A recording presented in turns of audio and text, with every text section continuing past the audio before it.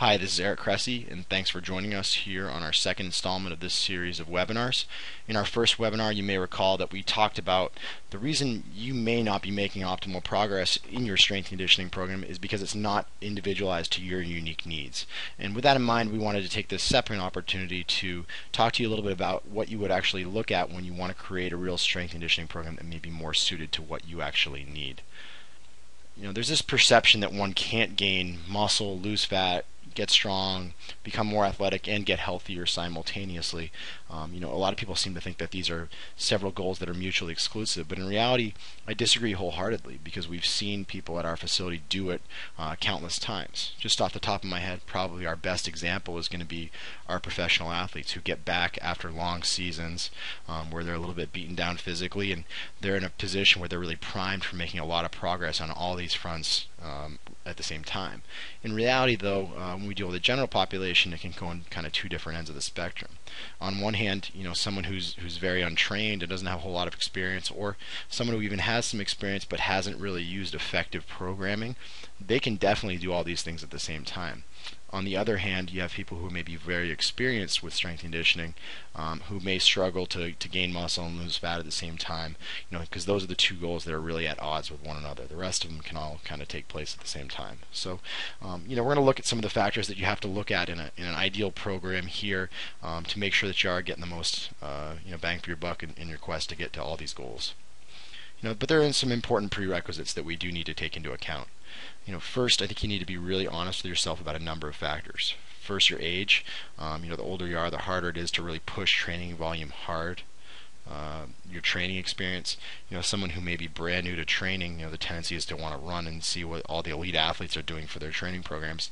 But in reality, if you're really new to training, you probably don't need that super advanced approach. Also, your training environment.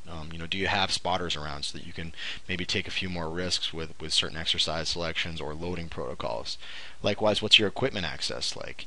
We have people that say, I work out in my basement and I've got a kettlebell and a broken band and a rickety old, dumbbell set that doesn't match up. But, a lot of times that's going to make it very, very hard to achieve an optimal training effect. So we've got to be cognizant of all these things. So I think it's just really, really important that everything's in line with your goals above all else, is that you can't ride two horses with one saddle. And we have people that say, I want to run a marathon, I want to compete in a powerlifting meet, and I want to be elite in both. In reality, that's just not the case. So those are things that you need to decide for yourself before you do decide to take a run at these programming objectives and really try to figure out what's the right thing for you. So with that said, we're going to talk about 8 factors that I think are essential to consider when you write a program. And these are things that are always in the back of my head when I write programs for everyone, whether it's a 13-year-old athlete, whether it's a professional baseball player, whether it's a 25-year-old power lifter, or whether it's someone who's 55 years old and is a little bit more beat up and is just trying to get healthy and overcome what they're dealing with sitting at a desk job all day. So I think ease of application and interpretation is an important thing to consider, and that's the number one thing that I want you to appreciate, is that a good program should not confuse you. Okay, it should excite, it should motivate you. You should be excited when you get it because you know that you know how to interpret it, you know how to apply it, pretty quickly and easily. So, I use the example of our programming template at Cressy Performance over here on the right, just A1, A2, B1, B2, kind of superset pairing that just shows it doesn't have to be super complex. In fact, the more complex it is, the more confusing it is, and the less likely you are to be really, really adherent to it. So a good program should allow for easy progress tracking. You'll see that on this sheet to the right, guys can quickly and easily compare what they did in week 1 versus 2 versus 3 versus 4. You can see how that's structured. But it should also really align with your training environment. So, I'm not going to give you a bunch of exercises that don't fit with your equipment, that may be too high risk for you in the context of not having a spotter on hand. Maybe I'm going to not give you a program that's involving 9 different exercises at the same time as part of a circuit, because I know you work out in a commercial gym where you're not going to be able to get all that stuff at your fingertips. But I think it's also aligned with your fitness level and your training experience. That's going to dictate a lot of factors, and I think the other thing, and probably most important, is where is your current level of motivation. If I put this in front of you, are you going to think it's all or nothing and say, hey, this is just too complex, I'm going to walk away because I'm not ready for it? Or is it the kind of thing that's going to match up to where you are right now and allow you to be excited about moving forward with it? So talking about versatility a little bit, a good program is not good unless it's actually sustainable. So if I give you a program that injures you or doesn't suit your lifestyle well, that's not the kind of versatility that we want. So I think the question is, does it really fit with your lifestyle? Is it something that's going to require you to train for 3 hours a day, 6 days a week when you have a job and a family and all these other responsibilities that are competing for your attention? So frequency, duration, volume, these are all factors that can come up or down depending on what it is you have going on in your life. And when we did the Show and Go product, for instance, one of the things I wanted to make sure of is that we had options for different training frequencies. Some people like an upper body, lower body split, and they can get in the gym 4 days a week. Other people may only like to do the full body setup and do 3 days a week. Some people like, Dee Dee Griesbauer, who's one of our clients here on the top. Dee Dee's an elite triathlete. She only strength trains twice a week because she has so many competing demands. Whereas you compare her to Bree Schaff on the bottom here, who's one of our clients who's in bobsled for the USA here in the most recent Winter Olympics. And Bree is involved in a much heavier strength and power sport, so she actually does a lot more strength training than Dee Dee would need to. Okay, so her competing demands are dramatically different. So we want to match you up to your equipment. We want to match you up to any physical limitations that you may have going on. If you're someone who has, for instance, a femoral acetabular impingement, which is a bony overgrowth at your hip, we're not going to go out and squat you and really beat up on that hip, because we know that that's not something that's going to be good for you long term. And of course, training experience comes right back up again. The more trained you are, the more you're going to need a program that's specifically suited to you, just to make sure that you don't run into those issues that come along with being very neurally efficient and able to impose a lot more fatigue. And lastly, like I talked about with both Bree and with Dee Dee here, is that I have competing demands. Dee Dee has a lot more than Bree does in this case, and that may change as you get closer to competition time for Bree. So it just dictates what we do, and in reality, probably one of the areas where competing demands are the most pronounced is when we deal with metabolic conditioning. So the more someone needs to metabolically condition, kind of like Dee Dee, the more we're going to have to cut back on the strength training side of things, whereas Bree doesn't need really to be metabolically conditioned. So she's in a more pure strength and power sport. So lots of different factors to consider if you want to make a program versatile and allow many different people to use it. But I think the thing to appreciate, though, is if you get all the basics down, it just takes some tinkering to make it right for different people. And for me, the number one thing to look at is exercise selection. It's probably the most important acute programming variable that in my eyes dictates all the rest of the program. Sets and reps don't matter if an exercise hurts. So if I give you an exercise that isn't right for your body or your body at a certain time during the year, then the sets and reps I programs really don't matter. I think your exercise selection governs progressions and regressions. So if I give somebody a stability ball rollout and I find, they really can't maintain that neutral spine and good glute activation, and they slip into forward head posture, well, I'm going to regress it. I'm going to go back to a prone bridge and build up some anterior core strength there. Whereas if they really dominated that stability ball rollout, maybe I'm going to give them some rollouts with perturbations, or I'm going to give them an ab wheel rollout or something along those lines. So where you start someone dictates whether you take a step back in one direction or whether you take a step forward in another direction. I think the 80-20 rule is, as is the case with everything in life, is something that you can apply to your strength training programs as well, in that 80% of your results are probably going to come from 20% of your exercises. So that first movement in your training day is going to be where you impose a lot of your training stress and probably where you derive many of the benefits. So that speaks to a lot of things. It says that the assistance work is certainly important, but you never want to overlook the steak and go right to the potatoes.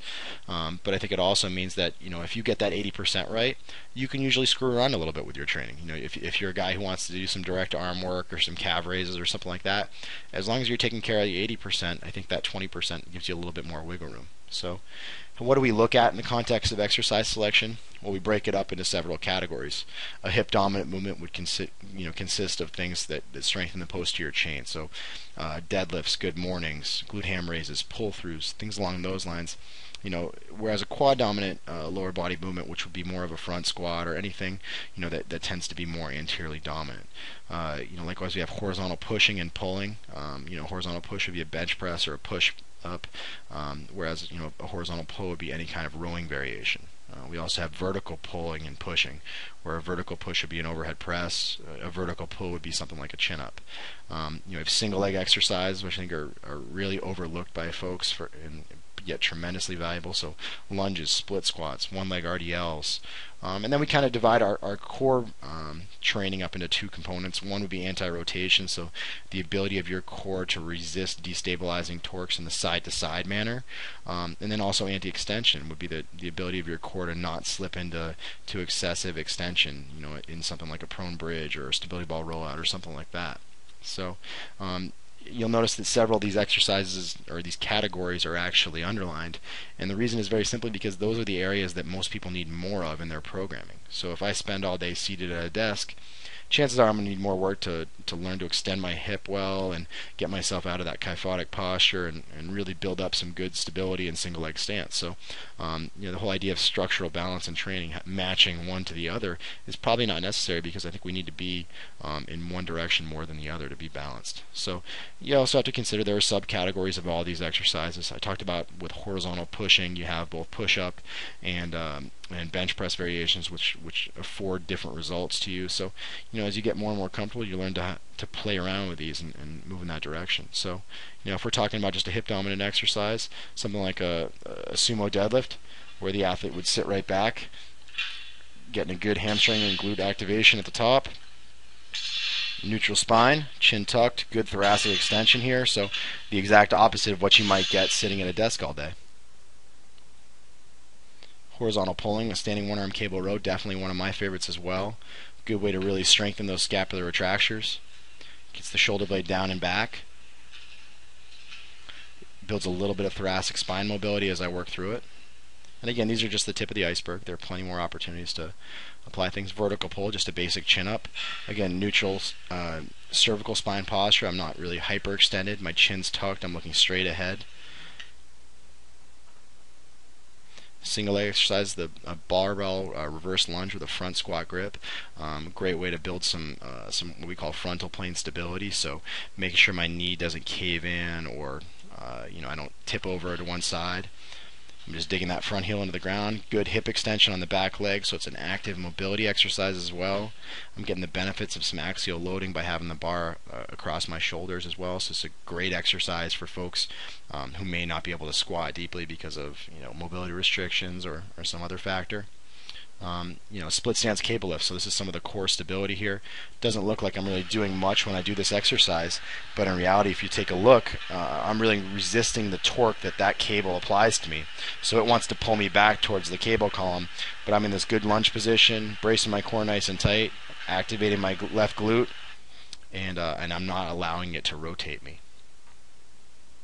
Anti-extension, so a classic ab wheel rollout. I'm resisting the gravity forcing my lower back down into lumbar extension.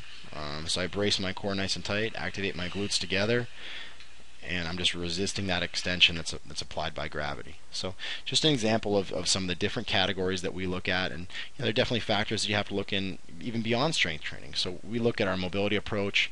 I don't think that strength training is a good idea unless you've worked to create adequate range of motion, because otherwise you really just re-ingrain dysfunction. So I think that's where a lot of people wind up with injuries on the strength training side of things, because they haven't really worked to build that mobility first. And there's always the debate over whether you're short or you're stiff.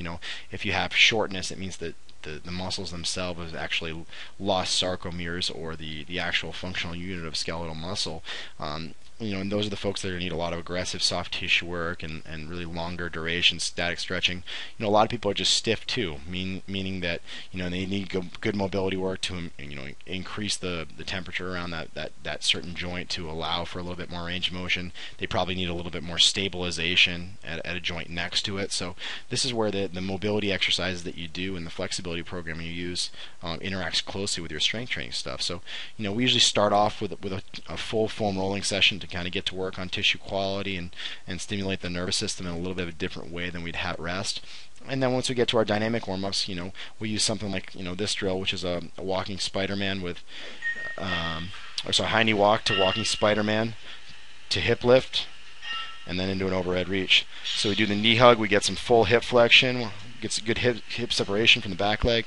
In that bottom position, we get some ankle mobility, a little bit of groin stretch. We stretch out our hamstring. So we step through, get a little hip flexor length in the back leg, With that reach, we build some thoracic spine mobility. We get a little bit of length in our pec. This is a good catch-all mobility exercise. In fact, I contributed it to Men's Health a couple years ago, and they called it the microwave because it was a good idea for warming you up quickly. So ankle, hip, and thoracic spine mobility. So thoracic spine being our upper back. Those are some of our big focuses in the warm-up. And then you've got hip and scapular stabilizer activation. So we're always doing stuff to kind of get the hips and the upper back working the way we want to. So I think, don't overlook the fact that strength training through a full range of motion is absolutely imperative if you do want to improve your mobility. So, your range of motion might not be where it needs to be yet, but at the very least you need to create stability in what you have thus far. And we do some static stretching as well. Usually that's integrated at the end of an exercise session, just where it's probably best placed in the context of not interfering with strength and power gains and things along those lines that you may have heard about in the research.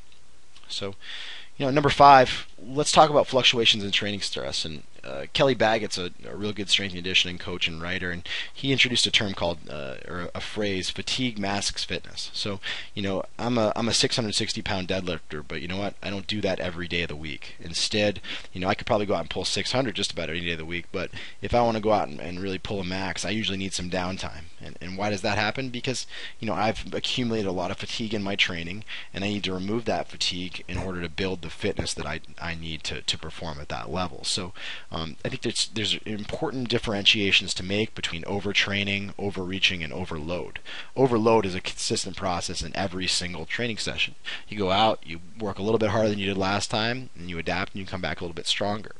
Overreaching is a little bit more of a longer term process. It probably takes place over several days or even weeks, where I intentionally impose a lot of fatigue, knowing that when I remove that fatigue stimulus, that I'm going to get a little bit of a rebound. So, overreaching is actually something that's a good thing to put into programming as you get more and more advanced, because it shows you that you can push a little bit extra and probably derive a little bit more fitness as long as you allow the rebounding to take place. Overtraining, on the other hand, is a term that gets thrown out probably far too much, and in reality, true overtraining syndrome is a pretty nasty thing. In fact, in many ways, it rivals what you see with clinical depression. Obviously, there's a loss of performance, but you can see dramatic changes to endocrine markers, and people having lower testosterone to cortisol ratios. So most people wind up in overreaching and not overtraining. It takes a lot of training volume to get to that overtraining part. So learning how you can manipulate overload acutely to create overreaching a little bit more chronically can actually make a big difference for you getting where you need to be. So your goal is to impose fatigue, but not so much that you can't recover from it, and then you lower training stress, and that allows you to adapt. So there are different ways to impose that that training stress. It may be with extra volume, it may be with a higher intensity, it may be with a greater frequency of training.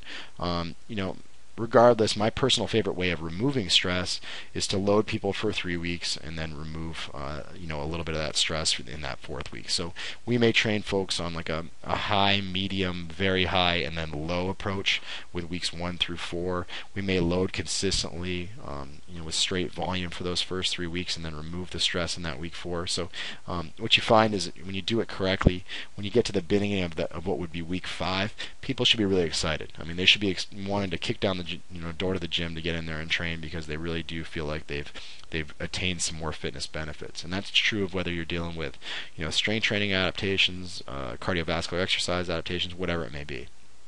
So adequate prehabilitation is another thing to look at.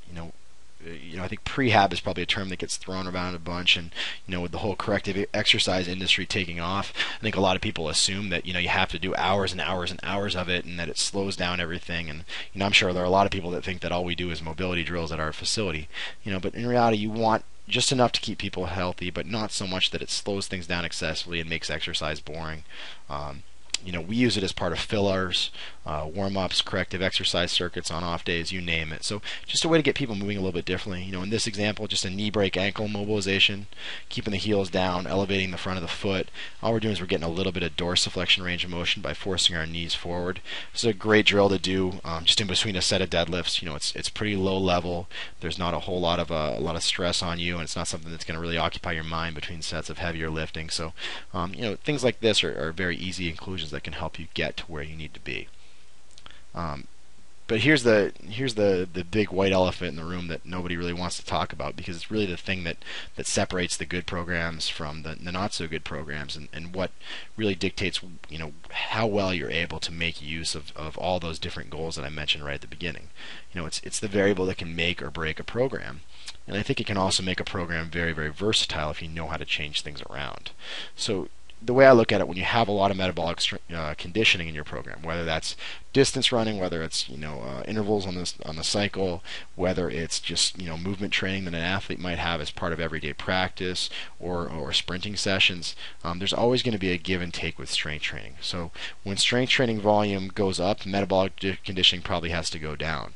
When metabolic conditioning goes up, strength training volume has to go down. So they're inherently at odds with each other, and you need to make sure that you take that into account. So what I think a lot of people run into issues because of, and probably even more so in the past couple of years, with some of the introductions of different training styles, is that you can't push everything at the same time. You can't be a jack of all trades and master of none. So I think a lot of people try to crank up metabolic conditioning volume without necessarily taking down the strength training volume at the same time. So it's very, very important that they don't kind of work against each other.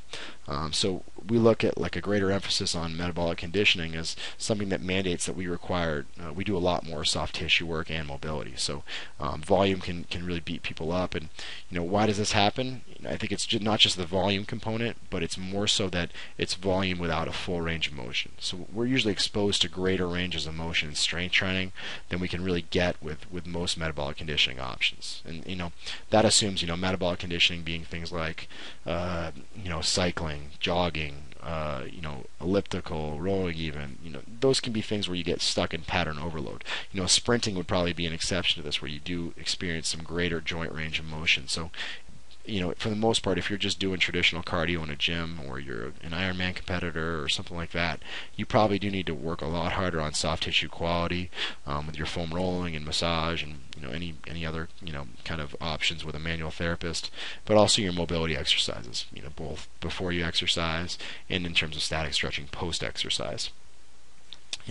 Number 8 and final one is matching intensity to training experience. So we talked about how exercise selection governs reps and sets, but in reality, matching intensity to training experience does so as well. So if you think about it in the context of the exercise intensity that I want to work at, if I want to work at 90% of my 1 rep max, I'm not going to give them 3 sets of 10. There's no way they could possibly use 10 reps on a 90% of 1 rep max load. So in reality, we have to consider what works at different levels. In beginners, the research has shown that beginners can make strength gains on as little as 40% of their 1 rep max. So it doesn't take a whole lot to get stronger at that level.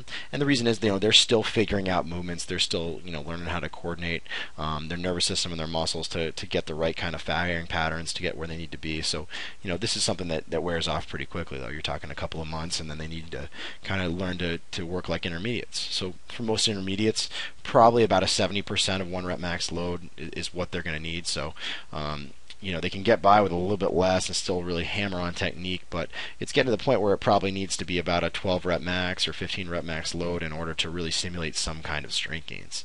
In my experience, this is where the overwhelming majority of people I encounter probably exist. The folks that read my newsletter and check out my blog and maybe have read gone through programs in some of my older products, they kind of hover in this intermediate zone, and they don't quite appreciate what it's going to take to get to that next level. And that's where the advanced training protocols or intensity protocols, I should say, come in. As you get more and more experience, you're just not going to get strong under 85 to 90% of your 1 rep max. And for me, I'll be the case study on this. Essentially, an 85 to 90% load would be anywhere from like a 3 to 5 rep max. So I'd say most people on average can probably do about 5 reps at 85% of their max.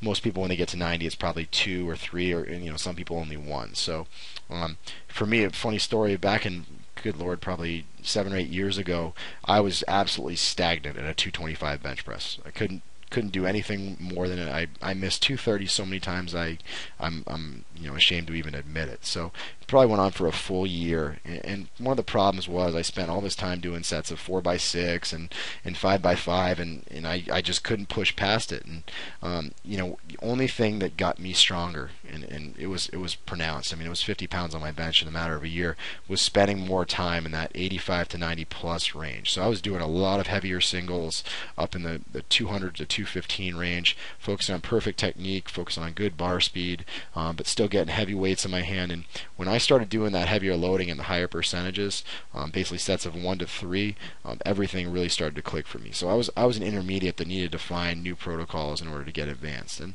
obviously these are the things that can beat you down a little bit more, so you have to be careful about loading and unloading. But I see a lot of people that just don't spend enough time over 85% of their max, and even above 90. So if you can do that, that's a quick and easy way to get to a higher level. So if you want to summarize all this in a quick bullet point, you just say, the more experienced and neurally efficient you are, the fewer reps you can do at a given percent of your 1 rep max. So, I might be able to do 1 rep at 100% of my max, and maybe only 1 rep at 97%, and as I go under 95 and 90, I can probably get a couple of reps.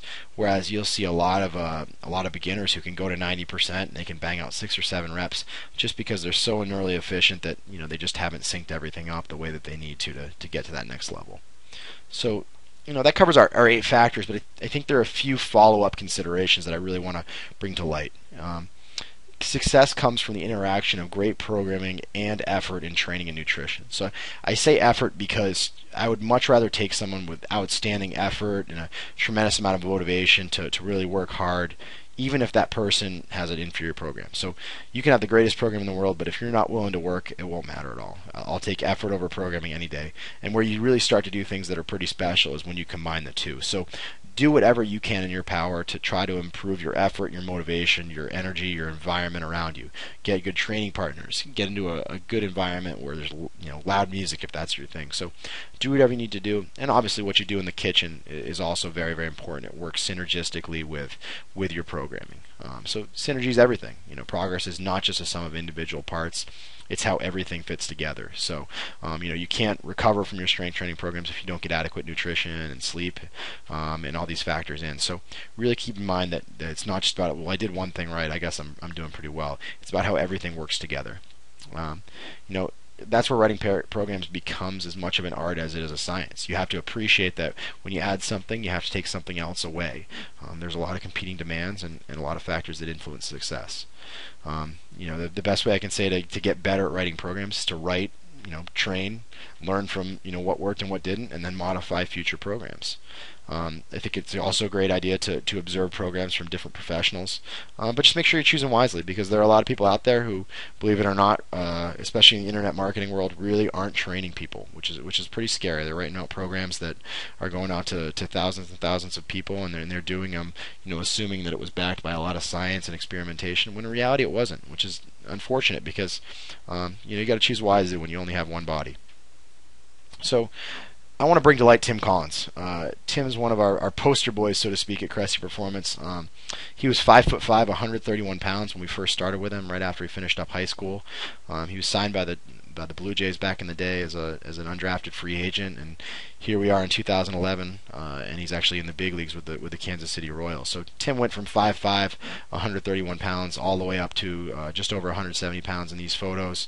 He's got a 39-inch vertical jump, and he's a freaky athlete. So it's not really something I just want to show you as a good before-after picture, although there's something to be said about what Tim did, and that he really just focused heavily on performance. All his goal was to get stronger, to do what it took to become a better pitcher, and you see his body weight changes, and the way that he morphed his body is pretty pronounced. So I think the more important example comes from the media celebration of when Tim went to the big leagues this year. And what happened was there was a great story at Yahoo Sports, and Men's Health also picked it up, and I wrote some stuff in my blog. And after Tim went to the big leagues, you had this incredible influx of emails to our account at the facility of people saying, "Hey, you know what? Can you just send me Tim's program?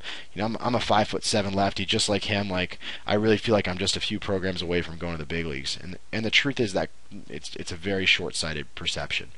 For one, I wouldn't just email email them 50 Excel spreadsheets with programs in it. But I think more importantly, it shows that a lot of these people don't really appreciate that it wasn't just the what, it was the how, it was the when, it was the why, it was the who.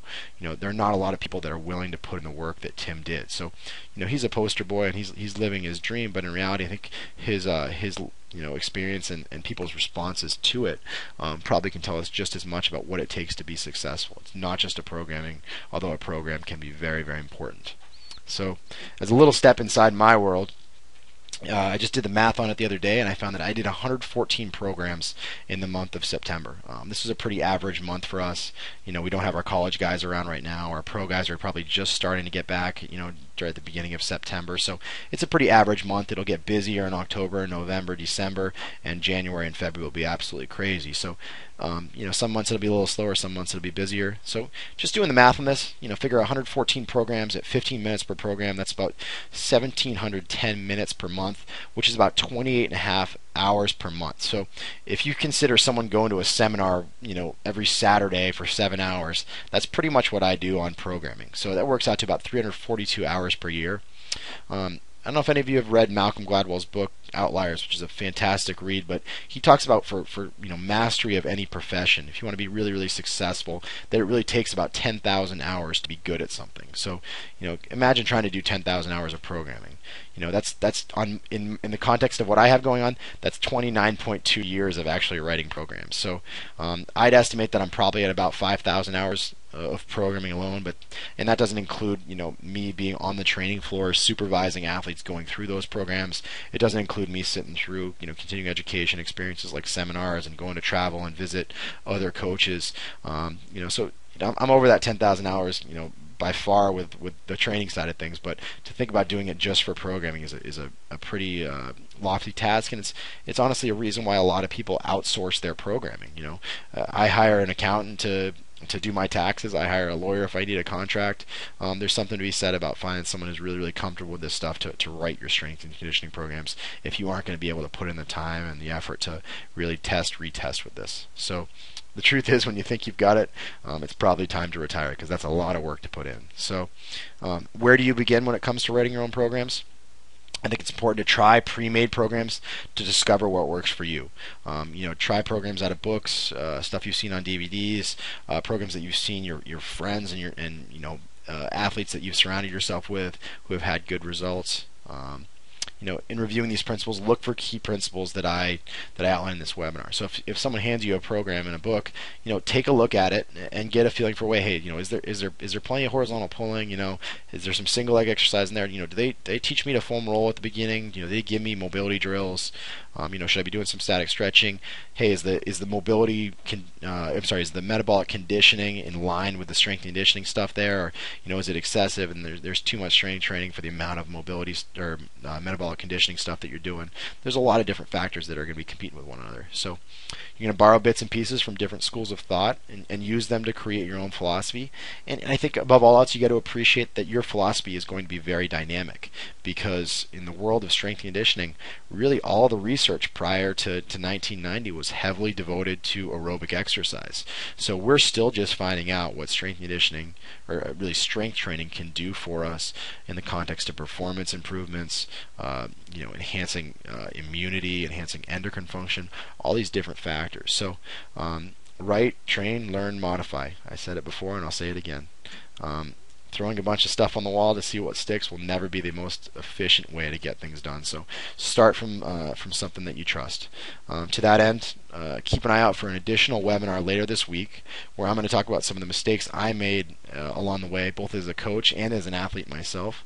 Thank you very much for your kind attention.